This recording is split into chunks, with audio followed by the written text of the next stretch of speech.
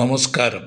കഥനസാഗരം ഇന്ന് നിങ്ങളെ കൂട്ടിക്കൊണ്ടുപോകുന്നത് ആന്തരികമായ ഒരു തീർത്ഥാടനത്തിലേക്കാണ്. അറിവും ജ്ഞാനവും തമ്മിലുള്ള ദൂരം എത്രയാണെന്ന് നിങ്ങൾ ചിന്തിച്ചിട്ടുണ്ടോ?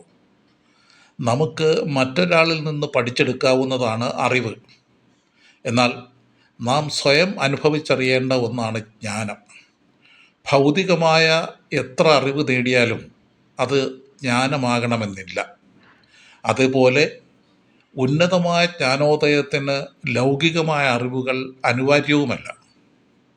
ഈ മഹത്തായ രഹസ്യമാണ് ലോകപ്രശസ്ത എഴുത്തുകാരൻ ഹെർമൻ ഹെസ്സെ തൻ്റെ വിഖ്യാത കൃതിയായ സിദ്ധാർത്ഥയിലൂടെ നമുക്ക് നൽകുന്നത്.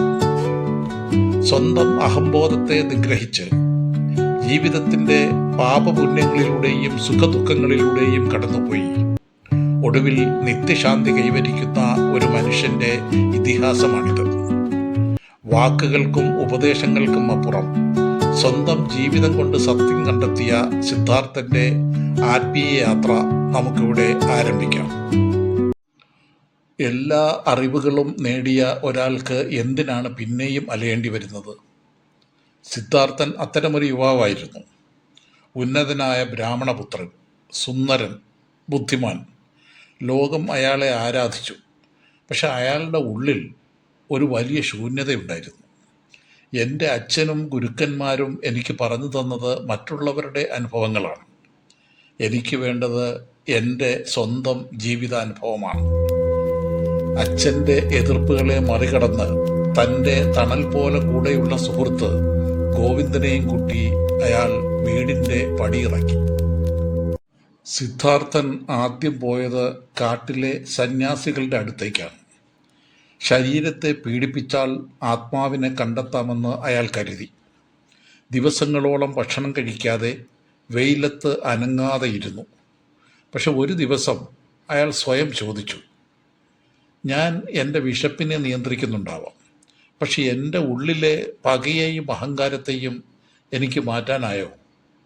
അവിടെ വച്ചാണ് അയാൾ ഗൗതമ ബുദ്ധനെ കാണുന്നത്. ഗോവിന്ദൻ ബുദ്ധൻ്റെ ശിഷ്യനായി. പക്ഷേ സിദ്ധാർത്ഥൻ ബുദ്ധനോട് ചോദിച്ചു, ഭഗവാനെ, അങ്ങയുടെ ജ്ഞാനോദയം ഒരത്ഭുതമാണ്.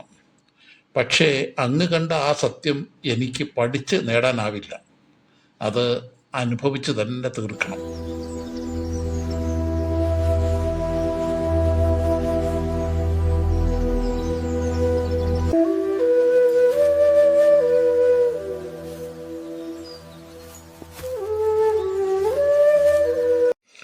സന്യാസം ഉപേക്ഷിച്ച് അയാൾ നഗരത്തിലെത്തി. കമല എന്ന സുന്ദരിയായ നർത്തകിയെ പരിചയപ്പെട്ടു. സ്നേഹിക്കാൻ പഠിക്കണമെങ്കിൽ സമ്പന്നനാവണമെന്ന് അവൾ സിദ്ധാർത്ഥനെ ഉപദേശിച്ചു. സിദ്ധാർത്ഥൻ ഒരു വലിയ വ്യാപാരിയായി. പണം വാരിക്കൂട്ടി. വില കൂടിയ വസ്ത്രങ്ങളും ഭക്ഷണവും മദ്യവും അയാളുടെ ജീവിതമായി മാറി. വർഷങ്ങൾ കഴിഞ്ഞപ്പോൾ അയാൾ ഒരു സാധാരണ മനുഷ്യനെ പോലെ അത്യാഗ്രഹിയും മുൻകോപിയുമായി മാറി. ഒരു രാത്രിയിൽ അയാൾ തൻ്റെ കണ്ണാടിയിൽ നോക്കി. താൻ വെറുത്തിരുന്ന ആ സാധാരണ മനുഷ്യനായി താൻ മാറിയിരിക്കുന്നു. ആ പശ്ചാത്താപത്തിൽ അയാൾ നഗരം വിട്ടോടി പുഴയരിയിലേക്ക് പോയി.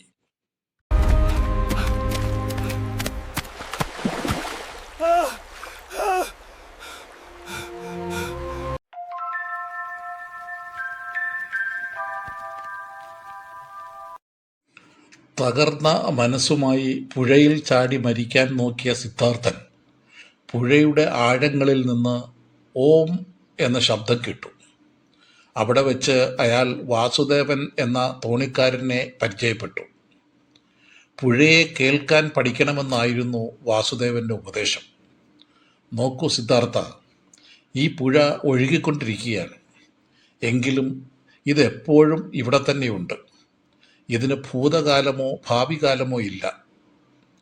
സിദ്ധാർത്ഥൻ തിരിച്ചറിഞ്ഞു, നമ്മുടെ ജീവിതവും ഇതുപോലെയാണ്. നാം ഇന്നലെ ചെയ്ത പാപവും നാളെ നേടാൻ പോകുന്ന പുണ്യവും എല്ലാം ഈ നിമിഷത്തിൽ ഒന്നുചേരുന്നു. നന്മയും തിന്മയും ഒഴുക്കിൻ്റെ രണ്ട് വശങ്ങൾ മാത്രമാണ്. സിദ്ധാർത്ഥൻ്റെ ജീവിതത്തിലെ ഏറ്റവും വലിയ പരീക്ഷണം മകൻ്റെ രൂപത്തിലായിരുന്നു. നഗരത്തിൽ നിന്ന് തൻ്റെ അടുത്തേക്ക് വന്ന മകൻ അയാളെ വെറുത്തു. അയാൾക്ക് നൽകാൻ കഴിയുന്ന സ്നേഹത്തെ അവൻ പുച്ഛിച്ചു. ഒടുവിൽ അവൻ അച്ഛനെ ഉപേക്ഷിച്ച് ഓടിപ്പോയി. തൻ്റെ മകനെ ഓർത്ത് കരയുമ്പോഴാണ് സിദ്ധാർത്ഥൻ തൻ്റെ സ്വന്തം അച്ഛനെ ഓർത്തത്. വർഷങ്ങൾക്ക് മുമ്പ് താൻ തൻ്റെ അച്ഛനെ ഇതുപോലെ സങ്കടപ്പെടുത്തി ഇറങ്ങിപ്പോന്നവനാണ്. ലോകത്തിൻ്റെ ചക്രം തിരിയുകയാണ്. ആ വേദനയിൽ നിന്ന് അയാൾ ഒരു വലിയ സത്യം പഠിച്ചു. സ്നേഹം ലോകത്തെ മാറ്റാനല്ല, അതിനെ അതിൻ്റെ പൂർണ്ണതയോടെ സ്നേഹിക്കാനാണ് താൻ ജനിച്ചതെന്ന് അയാൾ മനസ്സിലാക്കി. വർഷങ്ങൾക്ക് ശേഷം ഗോവിന്ദൻ തൻ്റെ പഴയ സുഹൃത്തിനെ കാണാൻ വന്നു. സിദ്ധാർത്ഥൻ്റെ മുഖം ഒരു സൂര്യനെ പോലെ തിളങ്ങുന്നുണ്ടായിരുന്നു. ബുദ്ധൻ്റെ അതേ ശാന്തി. ജ്ഞാനം എന്നത് വാക്കുകളിലല്ല ഗോവിന്ദ, അത് നമ്മൾ കാണുന്ന ഓരോ കല്ലിലും പുല്ലിലും പുഴയിലുമുണ്ട്. എല്ലാം ഒന്നാണെന്ന് തിരിച്ചറിയുന്നതാണ് ജ്ഞാനം. സിദ്ധാർത്ഥൻ എന്ന ആ മഹായാത്ര അവിടെ പൂർണ്ണമായി. അയാൾ ഒരു ദൈവമായിട്ടല്ല, പ്രപഞ്ചത്തോട് അലിഞ്ഞു ചേർന്ന ഒരു മനുഷ്യനായി മാറി.